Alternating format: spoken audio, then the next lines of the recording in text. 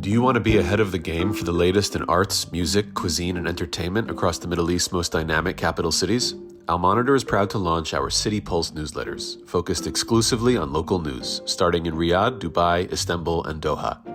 Each week, our on-the-ground writers in these cities cover the latest cultural happenings and trends, so you have everything you need to know for the best local experiences. To subscribe for free, go to almonitor.com, that's al-monitor.com, and sign up on our newsletter page.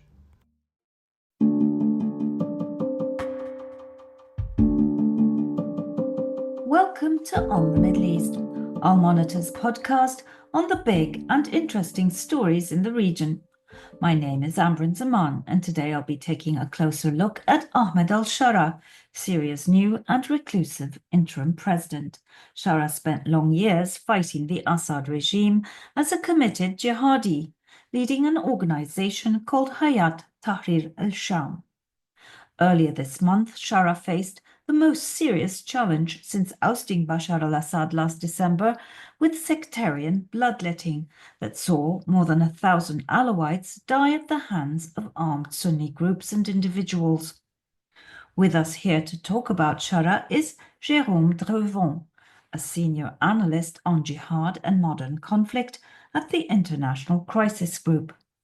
Jerome has met with Sharaa numerous times over the years and is about to publish a book that he co-authored with French researcher Patrick Hani called Hayat Tahrir al-Sham's Road to Power in Syria.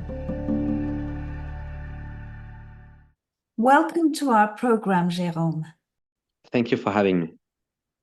So I'm going to kick off by asking you about where Sharaa is currently, given this very huge challenge that he faced with the outbreak of massive violence against the Alawites. Is his position now more secure? I think we have to differentiate two things. First, where he is, and second, the impact of the recent events. Where he is quite in a precarious situation because of the position of Syria internationally.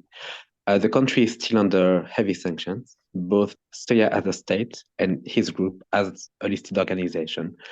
It means that it's extremely difficult for him to restart the economy. He has very little financial means to pay his administration or to pay for his army.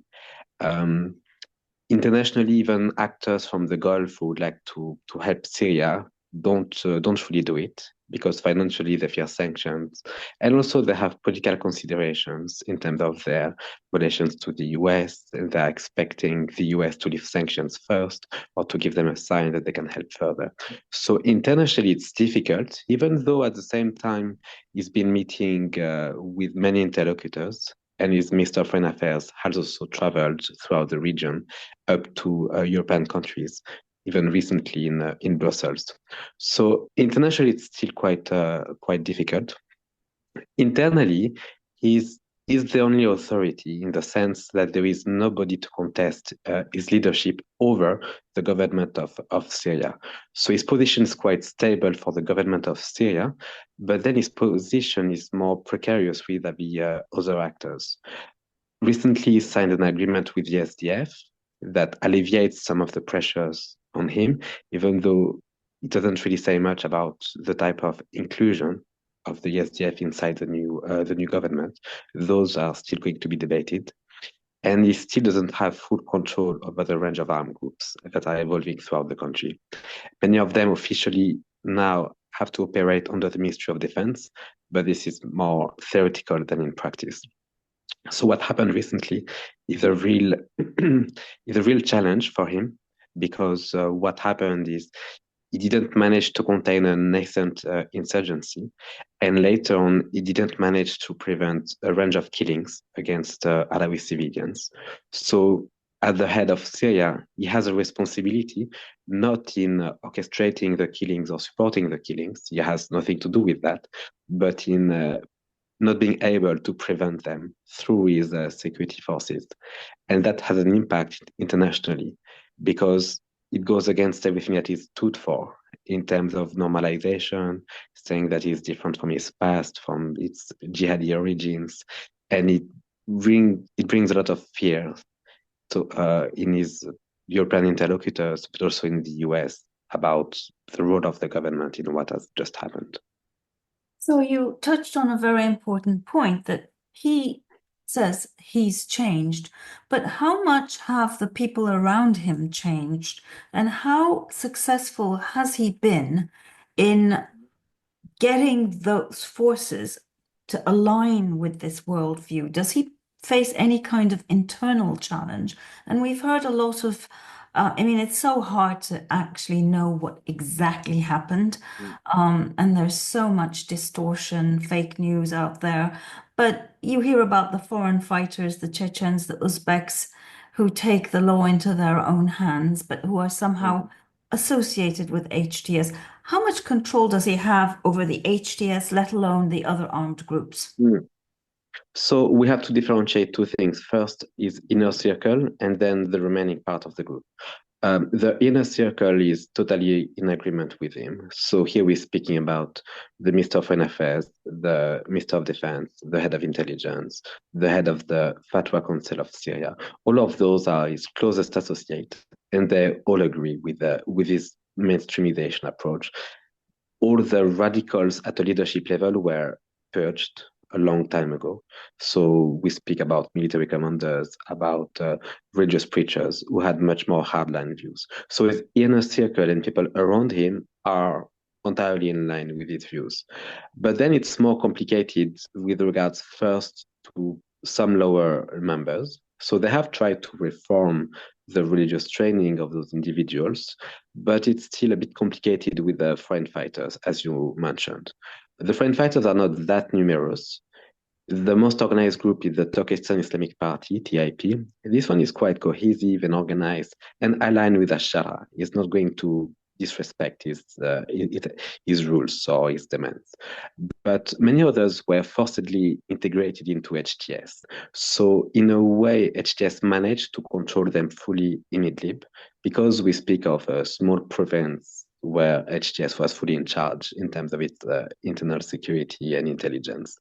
But now it seems becoming more difficult on the margin of those foreign fighters, because while it was possible to control them before, it seems that there are tensions with some of them, some of the Central Asians, even there are some North Africans and some Europeans who were also involved in the recent clashes. So that's a challenge for him, not in terms of his leadership, because they are not organized. They don't have any ways to topple him or to do a coup or anything like that, but they can weaken him by launching sectarian attacks against civilians, which then would have negative consequences on how al-Sharaa is perceived internationally. And of course, there's this other set of armed actors in the south and also in the north who are supported by Turkey. How is that going in terms of Turkey, well, saying that it wants those groups to integrate the ones that it's, sponsoring, shall we say, to integrate in the national army? Is Turkey, first of all, sincere when it says that? Because we know that Turkey uses those groups in its fight against the Kurds to keep pressure on the Kurds. And some would suggest even perhaps on Sharaa himself. So how's it going with those groups? And we know that some of them have been involved in very criminal activities and are indeed sanctioned by the US, Abu Amsa, for example, and were involved in the violence on the coast. And also, how are things developing between Sharaa and the south? Yeah. Okay, so we'll start first with the government. The issue with the government is, as I mentioned earlier, it has limited financial resources. So ideally, they want all those armed groups to join the army, and they have established a structure and they try to have a process of integration for all these groups. But at the moment, he's not able to pay them. So it means his general strategy with regard to the integration is weakened just by the lack of financial abilities. And so increasingly, he has to make some concessions to some of those, for example, in the south, giving them some ways to have some forms of local autonomy in terms of their security direction, which is not something that he likes, but he might have to make concessions on this. With regards to the SNA, to a large extent, so the Turkish-supported Syrian National Army, to a large extent, its fate is linked to the SDF. Turkey is not going to push for their integration in the army or dissolution as long as the issue of the SDF is not fully solved. So what happened recently in terms of the agreement helps. It's a step in the right direction because it alleviates some of the Turkish fears. I mean that, and in addition also the declaration of the head of the PKK, Abdullah Öcalan, that helps to alleviate some of the of Turkish fears. So ideally, al-Sharaa would like those factions from the National Army to integrate the Ministry of Defense. But now, because of financial weaknesses, it's difficult. At the same time, it's difficult for him to push them, and even by force, because he's quite weak, military speaking. He doesn't have that many troops. Initially, HTS had 30,000 troops. Now they doubled it with the new recruits, but means half of their troops are people that have just joined a few weeks ago. So those are not, as integrated as the older soldiers. So it means he can't push them too much because he also needs them to some extent, including to face potentially a nascent insurgency. So he has to find a new way and a new approach to them. At the same time, when we speak of the National Army, some groups are very mainstream, like the Levant Front, Jabha Shamiyya, it's a mainstream group from northern Aleppo. Other groups, as you mentioned, were involved in criminal activities in the past, even behaving criminally with Kurdish civilians, which is why also they were sanctioned by the US. So for now, he has had to deal with them and to allow somehow their inclusion into the new army. But what happened recently on the coast might bring a stop to that because there will be expectations of accountability for those who committed those crimes, including those from the Syrian National Army. So maybe it could be a way for him to seize the opportunity to actually do something against them. But at the same time, because his position is quite weak financially in terms of military strength, he's not in an easy solution where he can do whatever he wants. He has to also deal with a difficult reality. Who pays the Syrian National Army? For now, it's still what happened in the past. So Turkey, but through, Qatar through Turkey. So, And some of them, but they've lost. I mean, that's officially for their salaries, but they've lost also some of their incomes because now the border is being patrolled by the new government. So they used to tax as well products coming in and out of Syria. So they lost some financial incomes and in that sense. also within Syria, I believe they had all these different kinds of checkpoints where they would charge taxes. So in the light of all of this, how significant is this agreement between al-Sharaa and Muslim Kobani of the SDF? Can we say that in a certain sense, the Kurds came to Shara's rescue by signing that agreement? Let's say it happened at the right time, yes, for him, because it happened just after the range of killings on the coast. But it's a good first stage in terms of resolution between both sides. But the issue is that it does not address fully what will happen. So how is the local administration going to be integrated into the state? What type of autonomy will it have? That's not clear. How are those armed forces going to join the army isn't clear. Basically, there are two main choices. The government has long insisted that those soldiers should join individually, so that they would join individually and then the government can put them in whatever structure they want, division, and divide them basically to control them. But the SDF want them to join as a bloc, which means that they will maintain their decision making and their command and control over them, which the government does not want. But now the negotiations are ongoing. So this issue, which is quite key, has not been solved yet. And I'm sure it will take a long time to solve. But in the meantime, we saw this new constitution that made absolutely no mention of the Kurds or any of the other minority groups, and that's been pretty fiercely criticized, certainly by the Kurds, who said they rejected it. What does that constitution tell us about al-Sharaa and his thinking and his change, quote unquote? I mean, how much has he actually changed? I mean, because people draw parallels between the constitution and the way he ran Idlib. What do you think, Jerome? There is a similarity. If we remember in 2024, so a year ago, there was a wave of protest. The wave of protest was contained by the Salvation Government and by HTS. And ultimately, HTS proposed some elections as well in Idlib to vote for the Shura Council. And to a large extent, those elections had similarities with the current constitution in the sense that they allowed for a broader participation by the population and an inclusion of more of people from outside HTS, but within a semi-authoritarian context. So it means, it's not. It means that there was a change for HTS because just the fact that the former jihadi group would propose elections and a constitution, it's a real step. Jihadis would never accept that. This is a red line for them. They make it very clear. So accepting the principle of elections in the constitution, yes, is a real step forward, showing that there was some change. The range of rights that are accepted and recognized in the constitution are also real positive steps. But at the same time, that doesn't mean that al-Sharaa does not want to keep political power, because it does. And the constitution is very much reinforcing a strong presidency, whereby he and people around him would basically keep largely in charge of the strategic direction of the country. So they can allow for the inclusion of others to some extent while keeping it under control and under their control ultimately. So it's not democratic, but it's not the Ba'athist regime either. It's something that's semi-authoritarian, that allows for some inclusion within the control of HTS.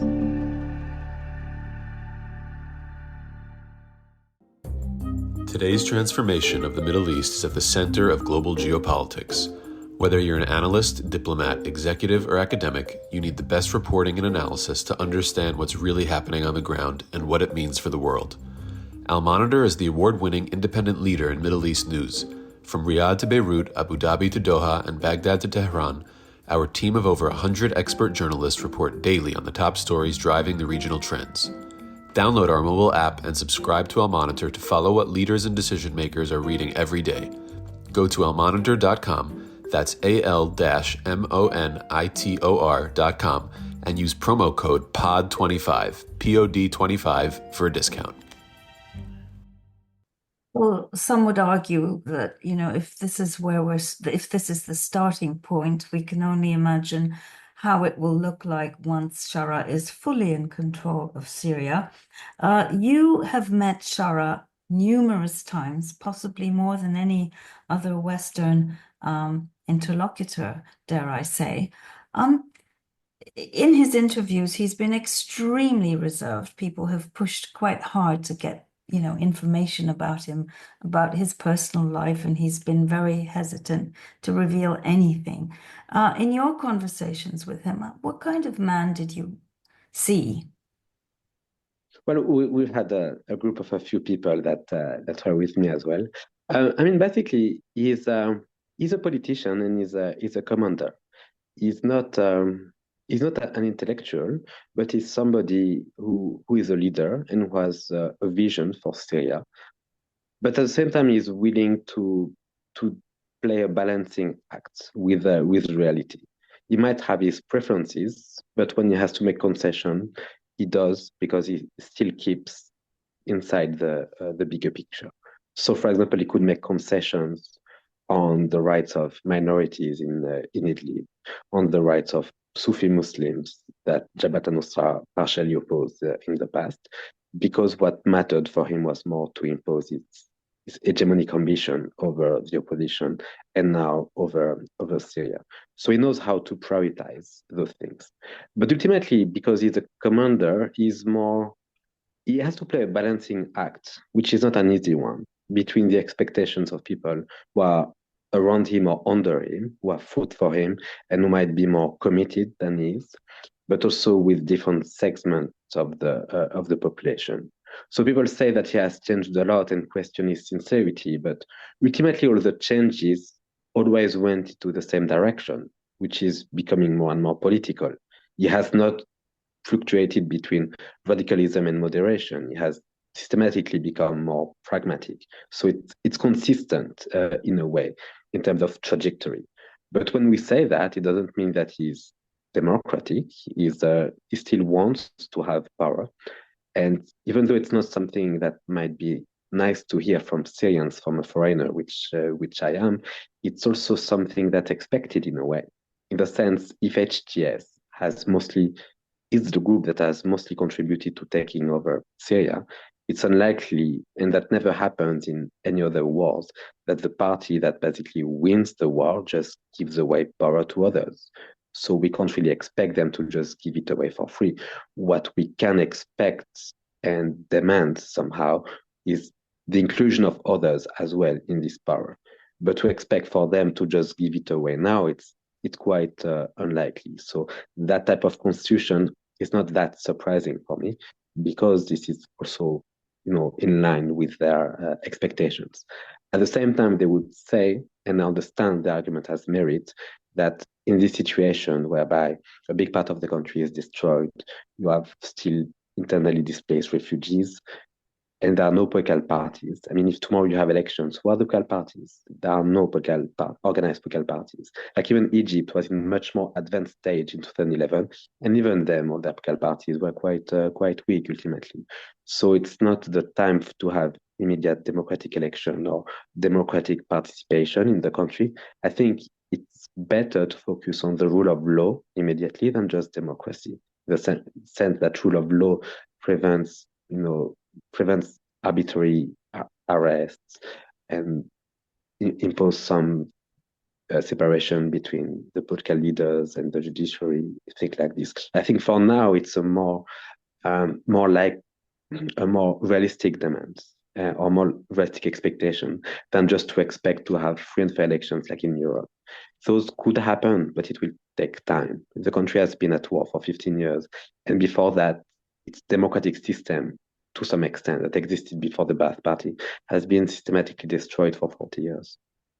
Well, I think the European governments recognize that, certainly, and their priority clearly is stability in Syria and ensuring that there aren't any more huge flows of refugees to Europe.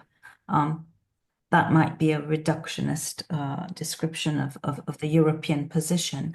However, the United States, at least this current administration, seems to take a much more ideological approach to the government of Syria.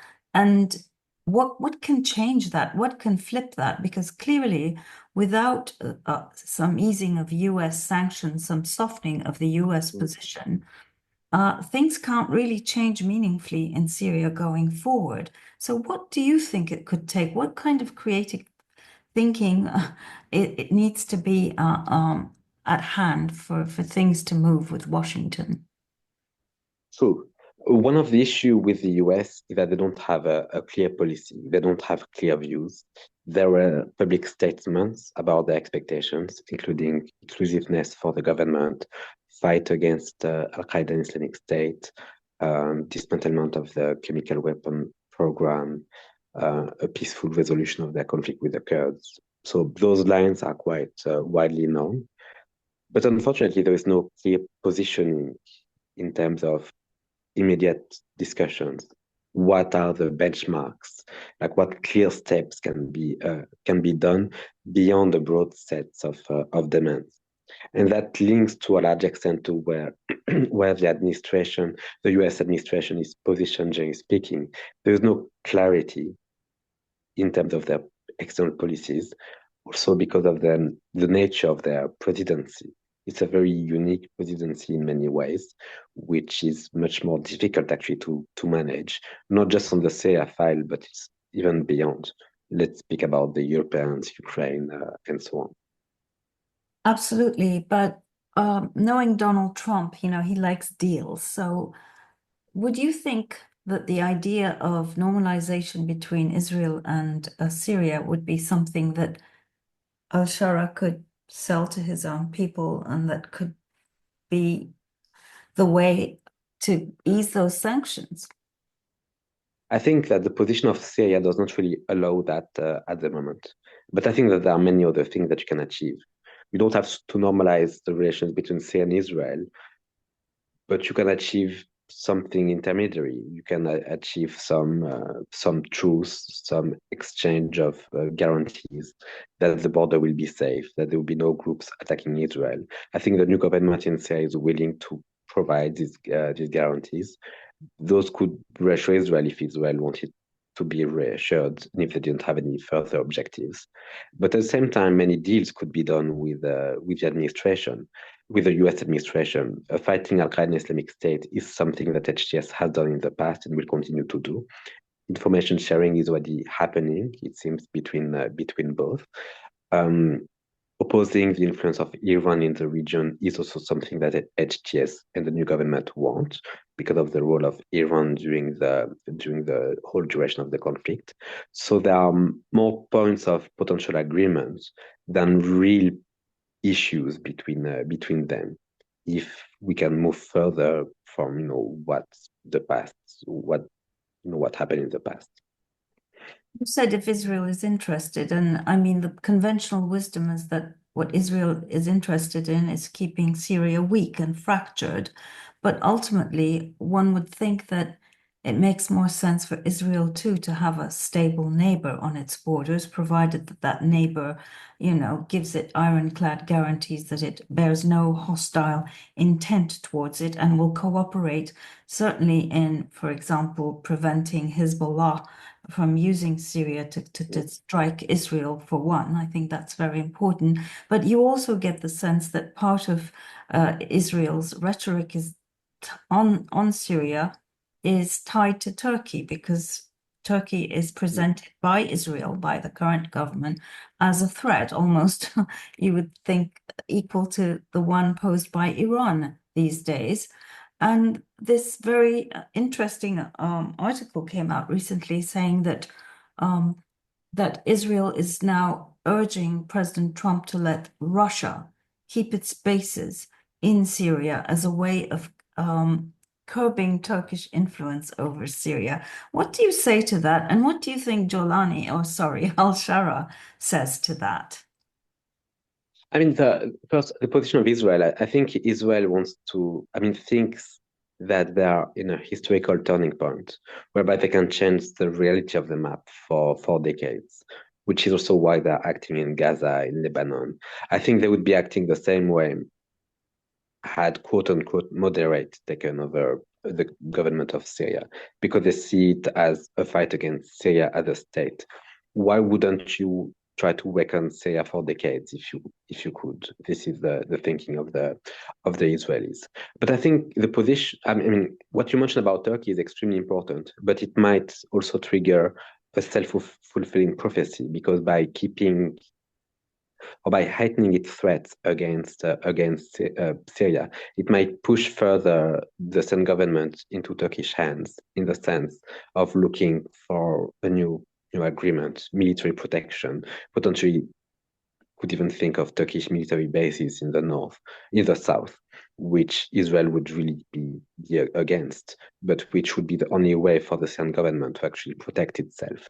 So by antagonizing the Syrian government, they can create the specific outcome that they're trying to oppose. But from al-Sharaa's position, I think he's more, the way he was in a balancing act inside, he's playing the same balancing act with other countries. He doesn't want to be only with one country. So he wants to have Turkey with him, also Gulf countries, also potentially Western states. And his position on Russia is something similar. It's better to somehow keep Russia in the game than to exclude Russia, because Russia could have a strongly negative impact. I mean, first, Russia has a veto at the Security Council, so they could make things more difficult for Syria. Russia also could play on the disinformation front through social media inside Syria. They also have allies inside Syria that they could rely upon. So for al-Sharaa, Who are those allies? no, people from the former regime that they collaborated with in the past. So it's better to keep Russia in a way. At the same time, their expectations, at least public demands by European countries to eliminate Russia's presence in Syria. But even that, I don't think it's something impossible to negotiate. There can still be negotiations in terms of how much of Russia's presence could be accepted by Westerners. It's not necessarily a yes/no question. It could be a what size would Russia's presence be in Syria? Of course, if the American position remains unchanged, could we eventually see Russia helping Sharaa rebuild his army? I wouldn't exclude that. I think Russia is trying to keep all its doors opened. And actually, when we spoke just a few weeks ago to the Minister of Defense of Syria, he was saying in politics there are no permanent enemies. And that's what he was mentioning about Russia. He doesn't see Russia as an enemy. Despite what Russia has done in the past, Russia is a state with interest and they understand that. So if Russia can collaborate even on security matters, I don't think it will happen, but I don't think they would be opposed to it. But that's also something that Europeans have to think of. The slower they are and the weaker their response to the sanctions is, the more the government is going to look for responses elsewhere. Can I finally test an idea that I have about the way the relationship with Russia has been working? My sense is that, with the Astana agreement, you had a situation where Turkey was kind of triangulating between the HDS, the regime, Russia, and Iran, and that there is an established pattern of communication in some way between Russia and the HDS. And my feeling is that possibly this communication continued even as Sharaa was moving on to Damascus, and that that that somehow Russia, perhaps by not opposing it, facilitated the fall of the Assad regime. They did also because they had to. So there were discussions when, as HTS was taking over Aleppo, the Minister of Foreign Affairs was meeting with Russian delegates inside Turkey to basically give them guarantees that the Russian troops would not be targeted and to tell them that there could be a space for Russia. So Russia was reassured by these discussions and let it happen, but also I think because they had to let it happen, in the sense that they didn't have that many forces, aerial forces inside Syria at the time, but also because when we speak to Russian interlocutors, they tell us that Russia could not salvage the regime if the regime could not defend itself. Ultimately, Russia was also disappointed in the regime's inability to reform since the end of 2016, to undertake some restructuring of its army, not to rely just on drug trafficking, and also try to be responsive to political steps vis-à-vis Turkey, for example, last year, which the Syrian regime was not responsive to. So ultimately, when the Russians realized that the regime was not willing to do what it takes, and because the Russians themselves were not that able to defend it, they let it happen because they had to, and understood that that was a new reality that was appearing.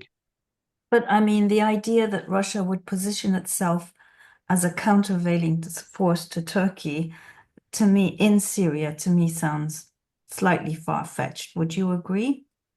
No. There would never be a counterweight to Turkey. In the sense, Turkey is very important in terms of hard power and soft power for the new Syrian government. At best, they can protect some of their interests, but to oppose Turkish influence, I think it's an illusion. And that the Russians would be working with Turkey, not against Turkey, in the new Syria. Yes, because also Russia has a much wider game, much beyond Syria with Turkey. And that's also the relation to NATO, that's the war in Ukraine. I mean, there are a range of issues that explains also why Russia has had to accommodate Turkey for almost a decade now. It's not just since the takeover of the government. Even the Astana process was also a conflict management in a way between Russia and Turkey, because both of them needed one another without being allied, but they needed to collaborate on a range of files. Jerome, thank you so much for joining us today, and we're very excited about your book. And once it's published, maybe we can have another conversation and things will hopefully look better in Syria by then. Thank you. Hopefully. Thank you. Bye. And that's it for today. I hope you enjoyed my conversation with Jerome. For more in-depth coverage of the Middle East, go to our website at www.al-monitor.com. Thank you and goodbye.